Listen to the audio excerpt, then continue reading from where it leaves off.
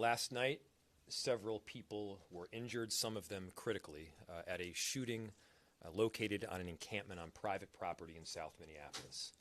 My thoughts are with the victims, the families, and the entire South Side community.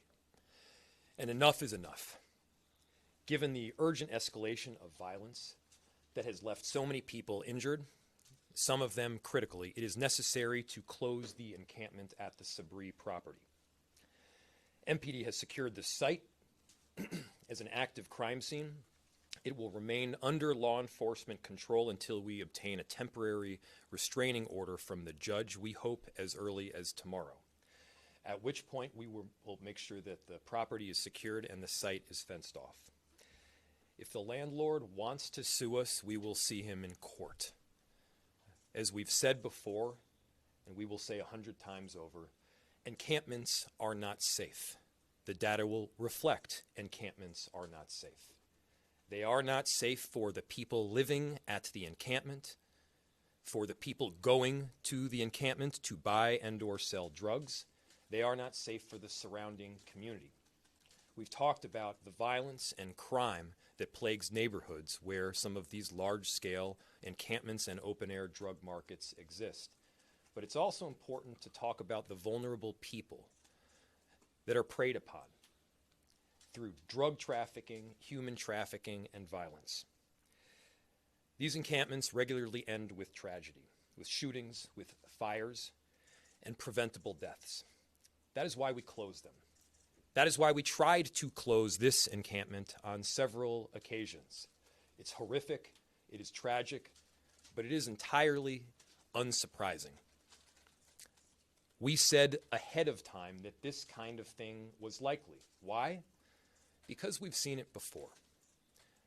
When encampments are not closed or prevented from forming, a huge percentage of the time they end in death, they end in fire, they end in literal explosions. Common sense says that is not a good strategy and it is not safe. And making encampments permanent, as some have suggested, is not harm reduction. It entrenches the very harm that they're trying to avoid. In fact, the city's been working for months to address safety and health at this encampment, specifically to avoid an escalation of violence exactly like this. We've issued Sabri nearly a dozen public health notices for drug paraphernalia, for open fires, for excessive debris, and lack of sanitation. And despite that, he has allowed this encampment to continue. On 2 occasions, we tried to close the encampment, a clear public health and safety threat for the people living there and for the broader community, including a school which is basically next door. Now here we are. The violence we feared and worked to avoid has come to pass, leaving a wake of trauma among so many of the people who are already especially vulnerable.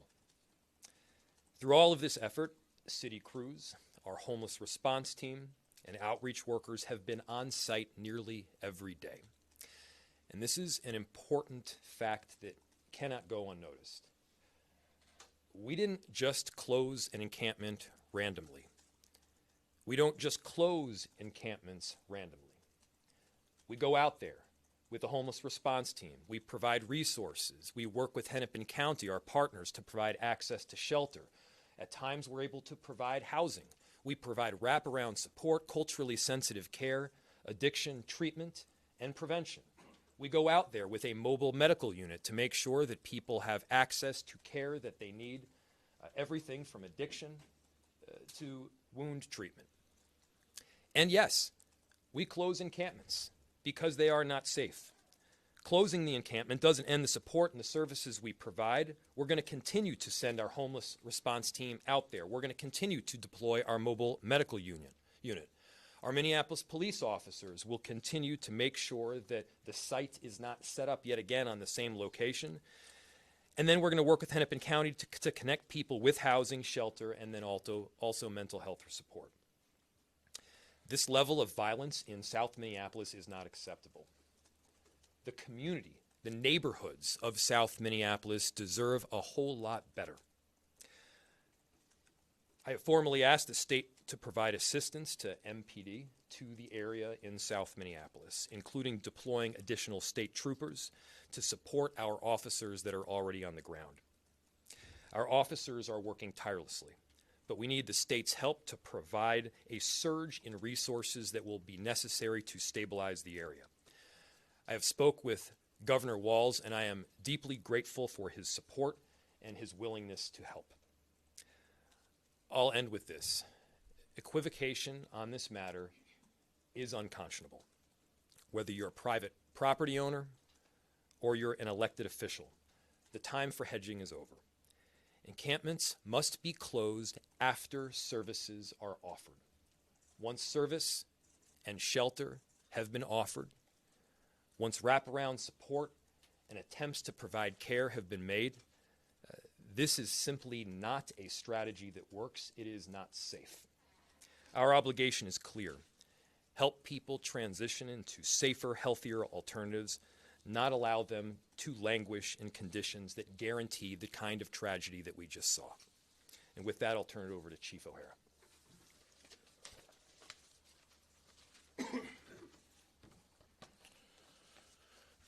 Thank you, Mayor. Thank you for your leadership in getting us additional resources, and thank you for your presence at all of these difficult scenes. These incidents of violence, several of which have been in crowded areas, are deeply troubling. And obviously, families, neighbors, and even children in our community should be safe from that. Minneapolis has been through some very difficult days recently. In the past 24 hours, we've had 2 mass shootings that resulted in 12 victims, having injuries ranging from a man with a graze wound who refused medical aid to 4 people with life-threatening injuries, 3 of whom are very, very seriously injured. Our officers responded immediately to each incident, secured the scenes, and we are actively investigating. In both of these incidents yesterday, dozens and dozens of pieces of evidence have been recovered, videos have been recovered, and we are pursuing a number of leads in both cases. We are devoting every available resource, not only to hold those responsible accountable, but to do everything that we can to try and prevent future violence. Our investigators are following up on leads as we speak, talking with people in the community, reviewing dozens and dozens of hours of video, and working with community members who have already provided us information. Thanks to the mayor, we will have an increased presence along this corridor with both uniformed members of the Minnesota State Patrol, Hennepin County Sheriff's deputies, as well as increased investigative support from the BCA. But as always, we need our community's help. So again, if you saw something, if you know something, please come forward, even anonymously. You can share your information through Crime Stoppers. I also want to commend the men and women of the Minneapolis Police Department, who, like far too many in our community over the last few weeks, have had some very long days. Our officers have been working extremely hard, long hours, running towards danger to protect our city, and experiencing this trauma themselves firsthand. I also want to acknowledge the support of our law enforcement partners who are assisting with these investigations.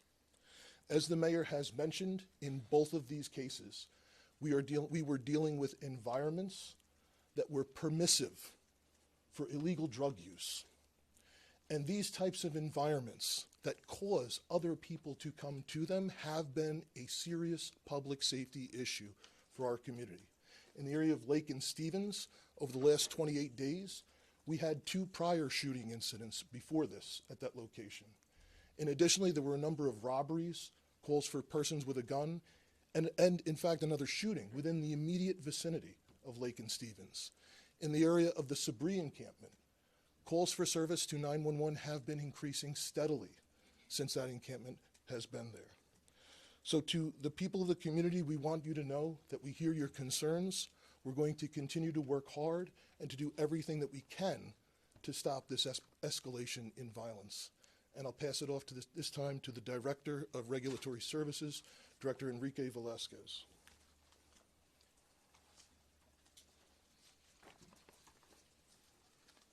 Thank you very much, Chief. Thank you, Mayor. Thank you all for being here. I'm Enrique Velazquez. I'm the Director of Regulatory Services for the City of Minneapolis. First things first, encampments are not safe.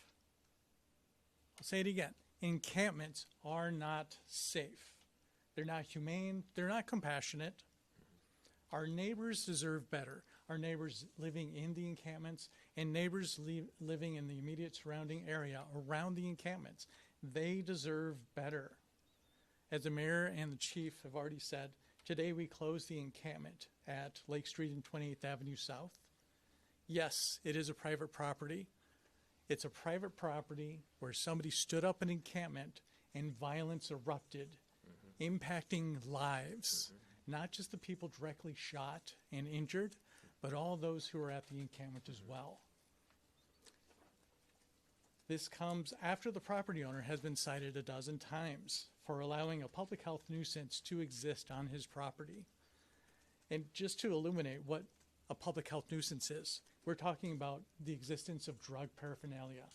We're talking about human waste. We're talking about rotting food and other trash residing on the same place where people are living on a blacktop surface. That's not compassion. That's not humane. That's not even admirable. It's completely unhealthy and unacceptable. Today, partners from across the city came together to close and clean this site of all of the trash, the debris, the structures, abating all of the different public health nuisances that existed at this property. Our homeless response team was also on site and around the vicinity, helping individuals who were experiencing unsheltered homelessness that were removed from the site so that they get access to supportive services and access to shelter. And I thank the homeless response team. I'm thankful for the partnership with the health department, with the Minneapolis Police Department, with Public Works, with traffic control, with Hennepin County Streets to Housing, with Avivo Street Outreach, every single one of these organizations coming together to help provide support in this specific time. And our homeless response team will continue to serve in this area. They'll continue to go out and engage with every single individual, because even one person living out on the streets, even one person in any encampment anywhere is one too many. No one wants this. There's a million reasons why and how someone might feel that living in an encampment is the appropriate place for them. And I can tell you unequivocally, it is not. Not for them, not for anyone, regardless of what circumstances led you there. It is not the place to be. At this time, I'll pass it over to our Director of Emergency Management, Director Rachel Sayer. Thank you. My name is Rachel Sayer. I am the Director of the Emergency Management Department for the City of Minneapolis. The city activated the Emergency Operations Center this morning in response to the recent shootings in the Lake Street area. We care about our community, and we are committed to proactively providing resources to those who have been impacted by the violence in this area and to our unsheltered community. This work includes coordinating services available directly and indirectly for those impacted by the violence yesterday. We are putting together information to share with organizations that served unhoused community members about resources available to them, such as Connections to Victim Services and Hennepin County Shelter Services. We are also working to pull together a neighborhood assistance center. This will be a physical location where anyone from our community who is dealing with the weight of this and the other recent mass violence in Minneapolis can access services and information. This will include things such as mental health support and support for people who are impacted, to assistance from the Department of Public Safety's Office of Justice Program. We are also working with the Red Cross. We are working with the Minnesota Department of Education on outreach to the schools in the immediate area of Lake Street, and we are working on creating information that will be translated into multiple languages for the area. With that, I will hand it back to the mayor. We'll open to questions.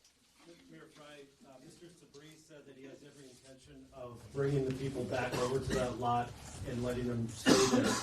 Is this mechanism that you described going to prevent that from happening? Yes, it will. In the immediacy, again, we're making sure that the encampment is secure. However, tomorrow we are moving forward to a judicial hearing where a judge will hopefully make a determination on some form of TRO. So we're looking for injunctive relief that will prevent Mr. Sabri from continuing to have this encampment on the premises. Again, the argument he's making is that this is the compassionate response somehow. This is not compassion. I ask all you, think if one of these individuals, either staying there or going there to buy or sell drugs, was a family member of yours. Think if they were put in harm's way. Consider if they were living in these kinds of conditions. It is not the compassionate approach to simply allow that to happen. To allow a whole set of consequences to happen that ultimately result in people either dying or the encampment itself exploding. That doesn't make sense. So yes, we are going to take every effort to shut it down. Of course, we have the judicial process that we have to go through, which we will respect. And at the same time, I, as mayor, have an obligation to keep people in this city safe. We would have liked to close down this encampment months ago. It is my goal to prevent these senseless deaths from happening from the very beginning. That's my responsibility.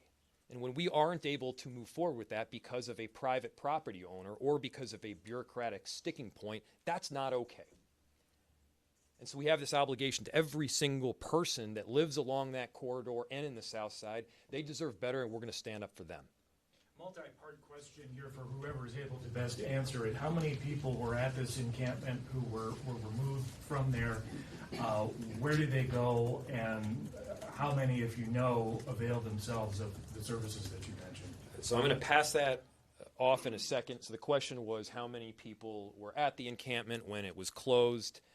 How many people took services? How many were able to receive shelter, et cetera? I'm going to turn this over to Enrique, our Director of Regulatory Services, in a second here. But first I want to just make a couple of points.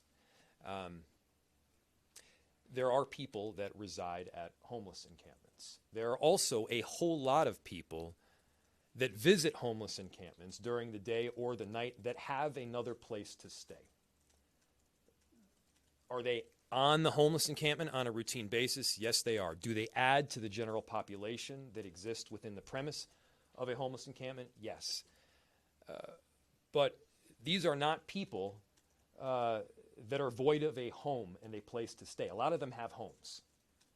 And so that is a really important distinction that is often made here. When you set up a homeless encampment, it becomes an open market for drugs.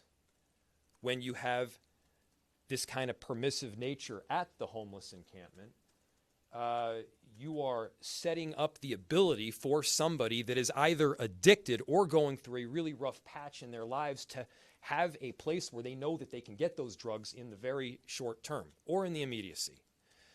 That's not safe for any of us. And so, again, we have an obligation not just to the people that are living there, not just the people that are going there temporarily, but others throughout the city that now know very well where they can get hard drugs. That's a significant difference from 20 years ago. And it's one that it can't go unnoticed. We got to just tell the truth here. I've been saying this for years. These encampments are not safe. They are not compassionate. Think of the people there as your family members. And now tell me, do you think that would be acceptable for your family member to live there? We need to be treating people that we don't know like they are members of our family. Director, can you give a better rundown as to how many people? Certainly. So to answer the question on how many people were at the encampment, based off of the last visit prior to today, there were approximately 70 to 75 people who were occupying space at the encampment. I can't say conclusively that they were residing at the encampment. This morning, following the shootings that took place, there were approximately 30. And when our outreach teams did engage with individuals, only one person was interested in shelter. We did help secure shelter for them. Mayor Frank, Mr. Sabri says the reason he's doing this is because the city hasn't done enough to help these people. Your reaction to that, and also he says you've never agreed to meet with him in person. I guess I didn't realize that we had a meeting request from Mr. Sabri. But that being said, we've had an administration that has been engaging on a very regular basis with Mr. Sabri, and that is an extension of the work that I am doing as mayor. Moreover, let me tell you about the work that we are doing on homelessness, because we are one of the national leaders in the work that is taking place. Other cities have seen a dramatic increase in homelessness and unsheltered homelessness. In Minneapolis and in Hennepin County, we've seen more than a 30% decrease over the last several years. And that number, by the way, continues to trend down. One of the best ways to end homelessness is to get people homes, is to provide people with a stable home and a roof over their heads. And by the way, we have been doing that at record levels. You don't need to take my word for it. Check the stats. We're providing 8.5 times the amount of deeply affordable homes since before I took office. If Mr. Sabri's argument is that we should be providing 9 times the amount of deeply affordable homes, well, I'm in agreement. Let's go for it. Let's push each other to do better. And at the same time, homeless encampments are not the answer. Homeless encampments are not a mechanism to reduce harm. They entrench harm. How? We've seen it again and again and again.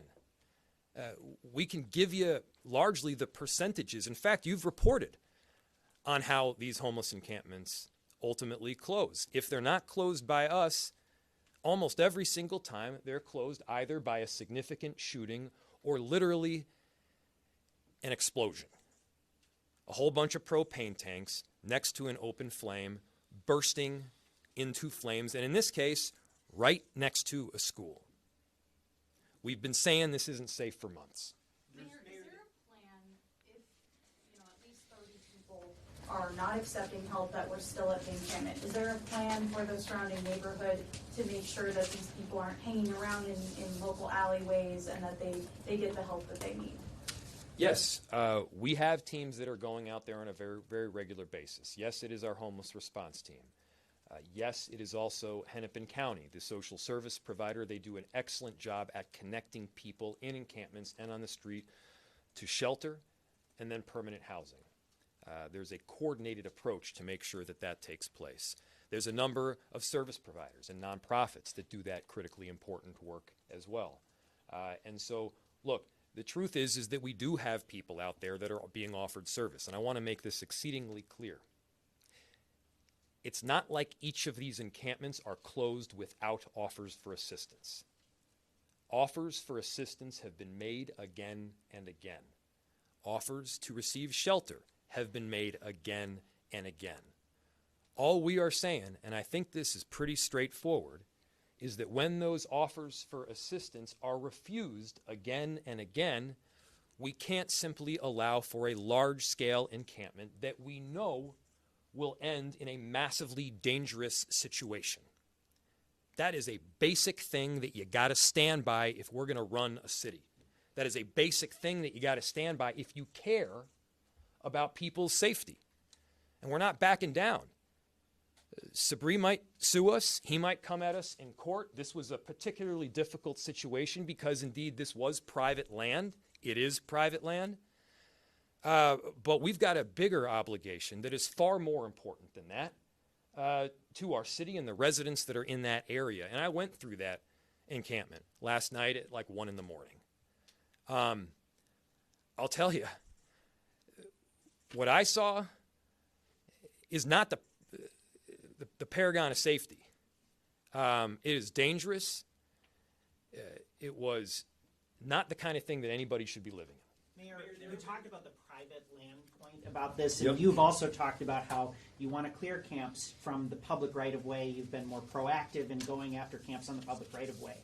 Doesn't the fact that a camp of this size and magnitude cropped up on private land show there's a kind of a pretty big loophole in that strategy, or maybe a sort of a sign that that strategy isn't going to work. If you are going to close it's what the activists say. If you throw people off of the public right of way, they're going to go into the shadows, or potentially they'll just go to private property, and that's where they're going to stay because there isn't a bed for them. This particular situation is different because the vast majority of time, when there is an encampment on private property, we are able to work with the private property owner. A trespass is issued. There is a legal mechanism to prevent the encampment from forming and then substantially growing. And yes, it works. And I will add to this, you do not need, everybody, you do not need to take my word for it. Look at the numbers in terms of unsheltered homelessness. In other cities, they are increasing. In Minneapolis, they are going down, and in some cases going down substantially. Check the numbers for yourself, but the work we are doing is having an impact. But when you run into a situation that is either intractable or a situation where you have a private property owner that is obstinate, and this is not the first time he's done this, yes, it does become more legally difficult. I am grateful for the city council's support. This is, a lot of you will report on when we haven't agreed. We agreed. This was not safe. What's the city's response to the residents from the people who were living in the encampment saying they were told they could go back into the site this morning to get their belongings? Is that not true? They were angry this morning, saying we should have been allowed to get our IDs, belongings, things before the site was cleared. Yes, I'll turn this over to Director Velasquez in just a second. But the bottom line is this was an active crime scene. There were needles virtually everywhere. There were portions of this site that were not safe for people to simply wander through. And simultaneously, we had to clear the site to prevent further harm to other people, potentially in the immediate vicinity. And so, look, nobody wanted it to go this way. We did not want it to go this way. We would have preferred to work methodically ahead of time, to work with the property owner, to work with the people that were staying at this encampment, to work with both law enforcement and our homeless response team to make sure that people had the services they need, that we could do this slowly and methodically, to have a place where people could store their belongings, to make sure that they were aware when exactly the closure was going to take place. But here's the truth. We didn't know when it was going to take place because we didn't know when this mass shooting was going to occur. But we knew that something would happen. We told you that something would happen, and it did. And so I'll turn it over to Director Velasquez real quick so he can finish anything off that I didn't say. Certainly. Yeah, so typically, as the mayor already spoke, we would provide advance notice. We would engage with every single resident at the encampment, provide offers of storage, continue to provide offers for shelter, and help people transition from unsheltered to sheltered. That is part of our typical protocol. This is atypical because of the acute nature of the violence that erupted at the encampment last night. So that being said, we had to pivot and make some different changes operationally to be able to move forward with the closure, the clearing, and then also making sure our partners in Minneapolis Police Department had access to everything that they needed because this was an active crime scene. So people were not going to be allowed back on because of that. Was that a change, though, to make it after initially saying they would be allowed back in and then changing that? Yeah, I don't know that I can speak to that specific component of it. Chief O'Hara, were the two shootings connected, do you believe, in any way? And then secondly, could you talked about 4 serious or critical injuries. Could you differentiate which was from which? Yep. So, still cannot entirely rule out a connection between the two. I can tell you we believe in both cases there was more than one gunman. The second shooting at the Sabri encampment we believe is related to a narcotics dispute. The first shooting we believe is a separate, appears to be a separate quarrel that escalated to gunfire. And I'm sorry, the second part? Just how many critical from like the last Yes. one versus the early one? So At the first shooting at Lake and Stevens, there was one individual shot in the head. He remains very critical, gravely injured. At the second shooting, there was a man and a woman found separately in two different tents that were both shot in the head, and both of them also remain gravely injured. And then there's an additional male that was shot in the stomach at the Sabri encampment. We're also considering that life-threatening injury. All adults? Those are all adults. So yes. 4 victims the first scene, 8 the second? 5 at the first scene. There are 7 victims from the second scene. Last night, we initially reported 8. We did not have everyone positively identified, and there were victims in multiple hospitals. So one victim who was not identified was entered twice in the police report because of multiple officers who were working. That was a mistake. It is 7 victims from the second shooting. Mayor, one last question. Mayor, if lawsuits, citations, public services, social services, that kind of thing, didn't stop what happened last night, then how can the city possibly get ahead of this kind of thing, or can it? Well, your question is if a lot of the strategies that were implemented in this situation weren't able to stop it, what can? Here's the thing. This is different. This has been different. We have been able to get ahead of these kinds of incidents over the last several months in many respects. We have been able to prevent large-scale homeless encampments from forming before they take place. We have been able to get ahead of problematic situations like that in a number of instances. In this case, it's private property. In this case, we issued numerous citations. And in this case, it took us going all the way to a court action and getting approval from the city council to file suit. We would have liked to have done what we did this morning a couple months ago, but we would have liked to have done it in a methodical way that would have more greatly ensured that we were protecting the people that were there. Mayor, because it is private property, will the city go after Sabri to recoup the cost, the taxpayer dollars of this effort today? And what any idea what this did cost? I'm going to turn it over to our COO in a second, but as a general rule, yes, we have been charging Mr. Sabri for the additional work that has been conducted. Again, we tried to close it once. We were not able. We couldn't do it safely. We tried to go in a second time to do some substantial cleaning, given the health concerns, and we were not able to do it in full. Can you put a dollar you want amount to on that? So, Margaret Anderson Kelleher, COO for the city. So the fines for Mr. Sabri are around $20,000 right now. There are some other costs. We put trash services out there recently, and so there will be cost for that. I believe that we will run north of $50,000 for this cleanup today. And you will. And we will. That is part of the lawsuit. There are 2 things moving forward. One is will be the filed lawsuit. The other is the request for the temporary restraining order. They go together. Thank you, everyone. Has that suit been filed yet? Is it Yes. There's a hearing tomorrow afternoon.